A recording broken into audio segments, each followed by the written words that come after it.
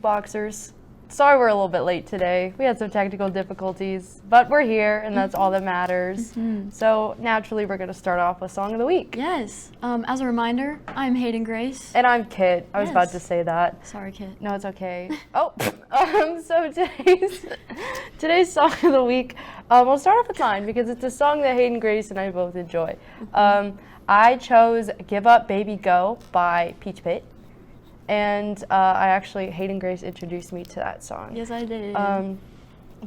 She showed it to me for the first time when we were driving back from St. Louis for a hockey game, and I really just enjoyed it. And I really couldn't even tell you what it is about it that I'm so addicted to it. I think it's the chorus. It's just such a mellow song. I really didn't even fully comprehend what it meant until literally 3 days ago.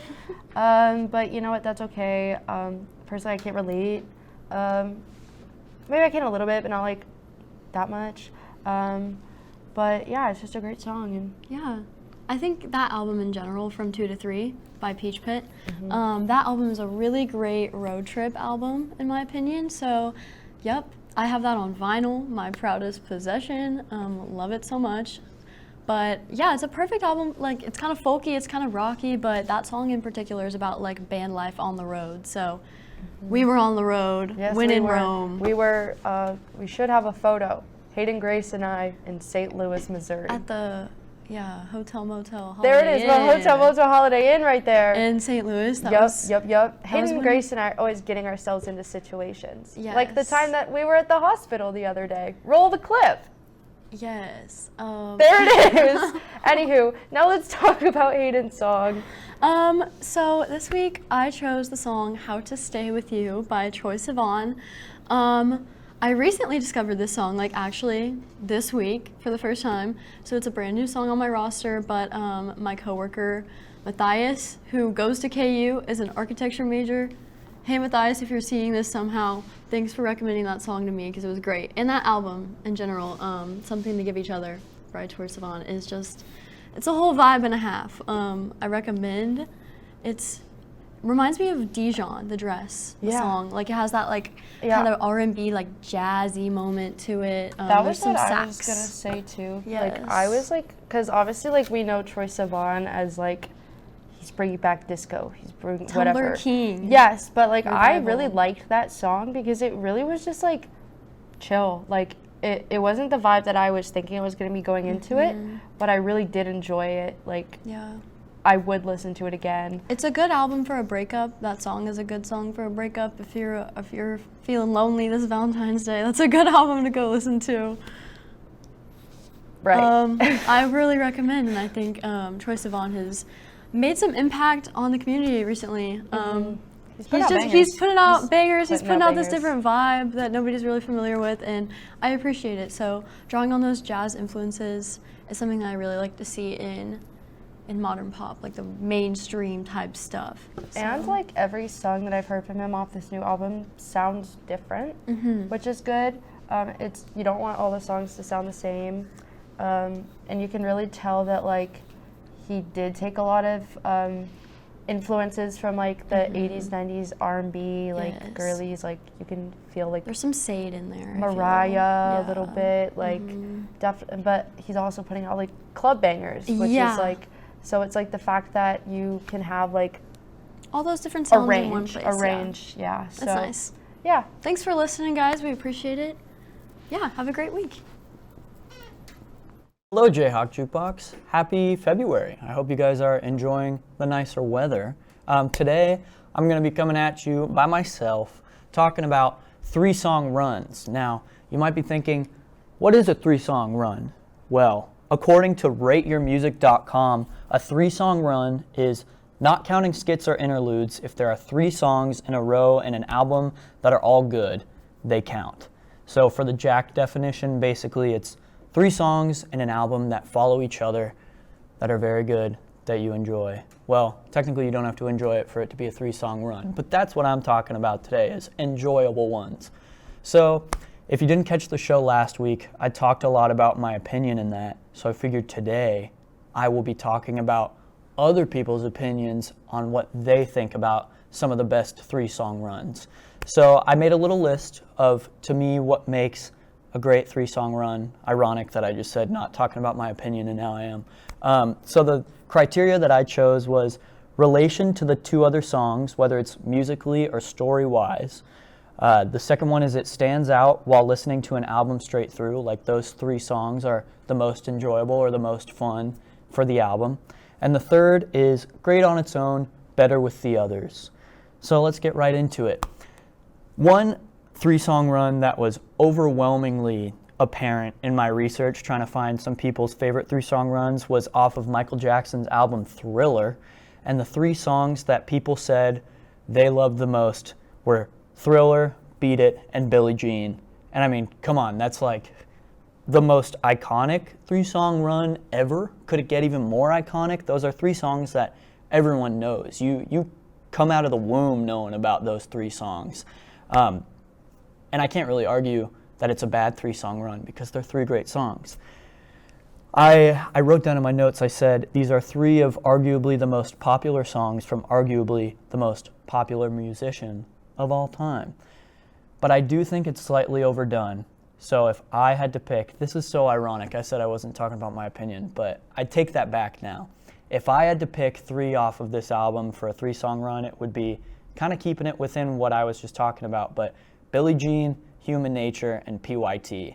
I think those 3 songs are so fun and encapsulate Michael, maybe not in the Thriller era, but in my favorite Michael era, like the Off the Wall. Those feel all very Off the Wall-y. So enough about Michael. Let's move on to the next one. The next one that I found that was on a lot of different rankings was Channel Orange by Frank Ocean, with the 3 songs Crack Rock, Pyramids, and Lost. And I actually really like these 3 songs, not just for how they are musically, but I think that they really build the world that this album is kind of set in. And also, I think that they fit 3 stereotypes of Frank music. Crack Rock is a really good song that not a lot of people talk about who are Frank fans. Pyramids, people say, is Frank's best song, so it has that kind of baggage that comes with it. And Lost is probably his most popular song, at least in the past 6 months or so since it was popular on TikTok.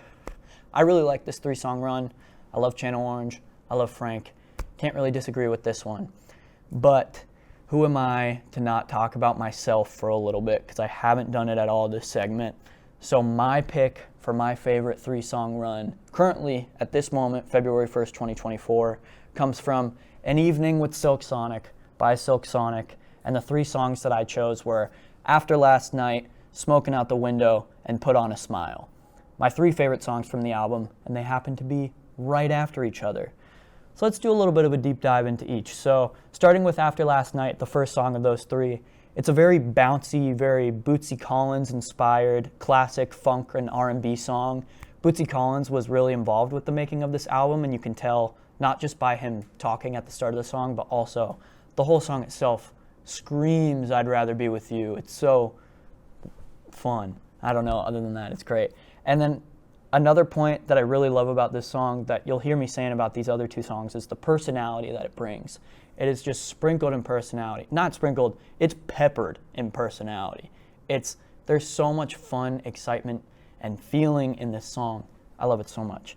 I said it really encapsulates the whole album, and it's sexy, flirty, and smooth. So listen to that song with those 3 adjectives in mind. And maybe the biggest part of this song that makes it great, Thundercat is playing the bass. Need I say more? No. The second song, Smoking Out the Window, I said it's a more poppy with clear R&B influence with the themes and musical choices.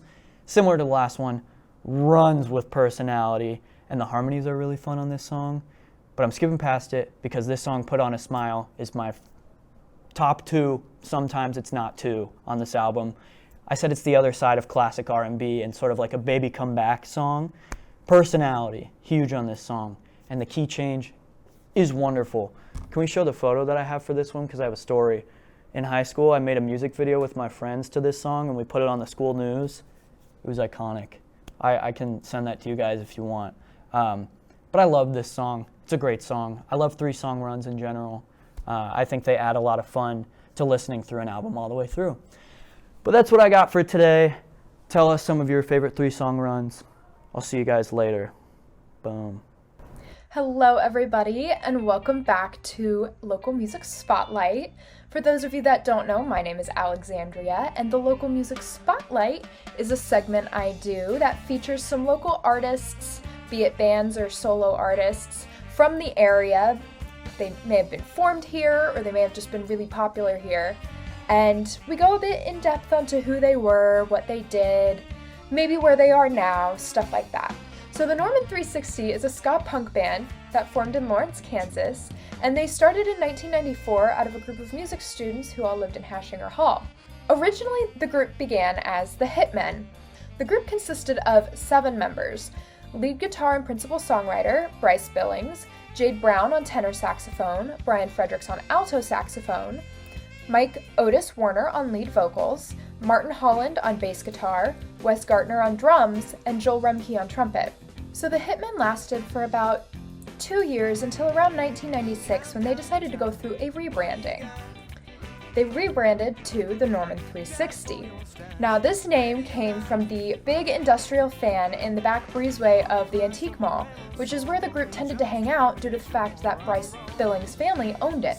They had an ongoing joke that this industrial fan, the Norman 360, was their biggest fan, and so they decided to name the band after it. This fan can still be found in the back breezeway of the Antique Mall, which is, in my opinion, pretty cool. The name change also brought some new members with it. Joel Remke, Brian Fredericks, and Martin Holland all decided to part their ways with the band, which in turn brought in some new band members. Ben Shifty DeLorio took over on trumpet, Jen Fortune on alto saxophone, and Zach Corte on bass and keys. And they also added a new member, Scott Moore, on trombone. 1996 was a fairly big year for the band, as not only did they win Battle of the Bands at the Bottleneck, but they also released their first self-titled, self-produced album, which I have here. This album was released on cassette and features many songs such as Fall Up Get Down, The Vegetable Song, and Sonic, which actually made it on to the 1997 Skamageddon 3 album. Skamageddon served as a compilation of up-and-coming ska bands that the creators thought would potentially make it. During their run, they actually had a couple lineup changes. So at one point, they added Nate Jorgensen on as baritone sax, making it a group of 9. And Scott Moore and Zach Corte decided to part ways with the group, introducing Mike Walker on trombone and Ian Burns on bass. The group tended to frequent the Bottleneck in town, but they also had the opportunity to perform at Day on the Hill. Day on the Hill was an outdoor concert that was produced by the student union from the leftover funds during the spring semester that they hadn't used during the rest of the year. A notable band that came and performed at Day on the Hill is actually Pearl Jam. They were booked before they got big, when they were still a relatively unknown group out of St. Louis, and in the span of time between when they were booked and when they were set to perform, they kind of blew up, and those that were there reported that it was kind of like Lawrence's own little Woodstock, with how crazy people got over it. The group didn't just perform in Lawrence. They also were a part of a ska circuit that was booked by Josh Hunt. Josh Hunt currently is the co-owner of Mammoth Live, a Midwest event production and promotion company. This circuit consisted of the venues The Bottleneck in Lawrence, The Attic in Springfield, Missouri, G Coffee in Kansas City, and an unknown venue in Omaha, Nebraska. The person I interviewed for this segment could not remember the name. A notable mention of something that they did was they were nearly in a movie that I don't know if it got produced. I know it didn't get released, but it was called Hollywood the Movie, and they do still have a poster from it, which is pretty cool. 1998 was the last year of the band's run, but it's not one not to note. On October 18th, 1998, they did go live on KJHK, and I was actually able to find an audio recording of this on SoundCloud, which I think is pretty cool. But the levels aren't great on it, so listen at your own risk. In 1998, they also made a second album. Unfortunately, this album went unreleased due to the fact that the band was disbanding at the time. It was all kind of time for everybody to graduate, move on, start families, get jobs, kind of just fizzled out.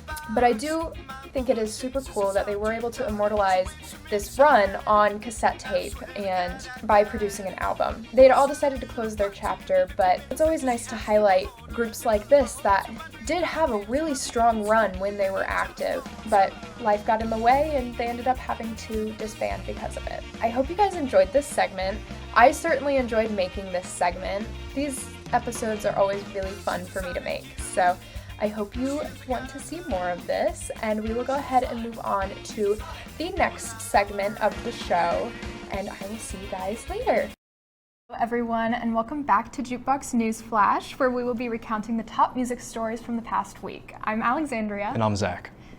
Megan Thee Stallion and Nicki Minaj have been in the spotlight recently for a feud between the two rappers. The feud seems to have sparked over a line in Megan's new single Hiss that mentions Megan's Law.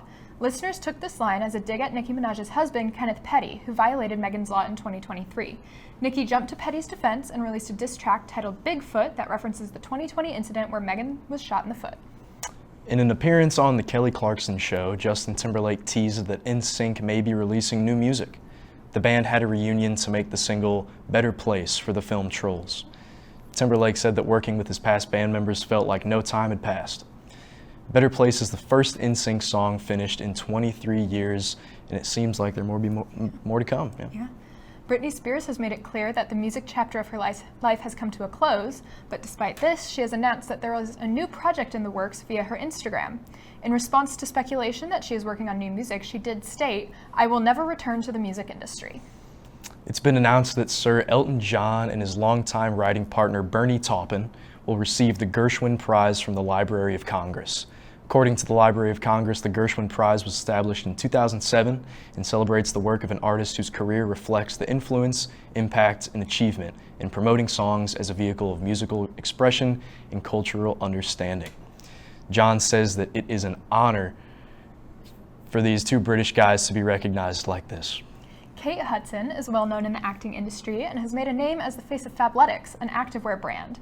But it seems she is adding a new accolade to her collection. On January 30th, Hudson released her debut single, Talk About Love.